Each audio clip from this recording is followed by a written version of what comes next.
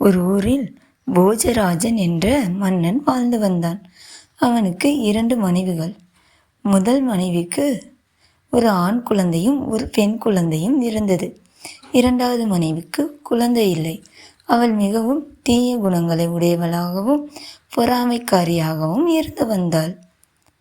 ஒரு நாள் 2வது மனைவி அந்த 2 குழந்தைகளையும் கொல்லுமாறு தனது வேலைக்காரிக்கு ஆணையிட்டாள்.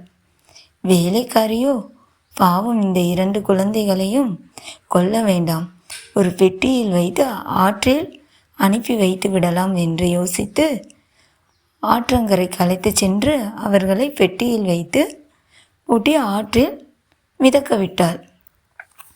ஆற்றில் வெள்ளப்பெருக்கெடுத்து கடைசியில் அந்த பெட்டியானது ஒரு காட்டின் அருகில் போய் நின்றது.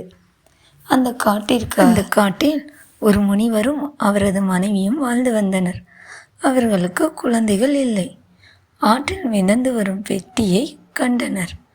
உடனே அதன் அருகில் சென்று பெட்டியை திறந்தபோது அதில் குழந்தைகள் இருப்பதைக் கண்டு ஆச்சரியமடைந்தனர். அந்த 2 குழந்தைகளையும் தனது குழந்தைகளாகவே நினைத்து எடுத்து வளர்த்து வந்தனர்.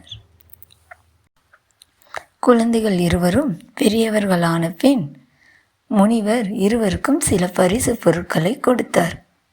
அவை பட்டுத்துண்டு, மாயபந்து, மந்திர செருப்பு, மந்திர கிண்ணம். அந்த இளைஞன் மந்திர செருப்பை அணிந்தவுடன் அது தனது பழைய ராஜ்யத்திற்கு அவனை அழைத்துச் சென்றது. அங்கு அவன் மாயபந்தை பயன்படுத்தினான். மாயபந்தானது தீய ராணியை மட்டும் தாக்கியது. அவள் பந்தால் தாக்கப்படுவதை அறிந்து மன்னரிடம் சென்று முறையிட்டாள். மன்னன் நடந்தவை அனைத்தையும் விசாரித்தான். பின் வேலைக்காரியை விசாரித்தபோது அவள் உண்மையை கூறினாள். பின்னர் 2வது ராணிக்கு தண்டனை தரப்பட்டது.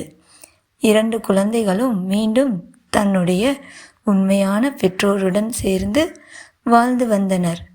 இதிலிருந்து என்ன தெரிகிறது? ஒருவருக்கு தீயவை செய்ய நினைத்தால் என்றாவது ஒரு நாள் கண்டிப்பாக தண்டிக்கப்படுவர்.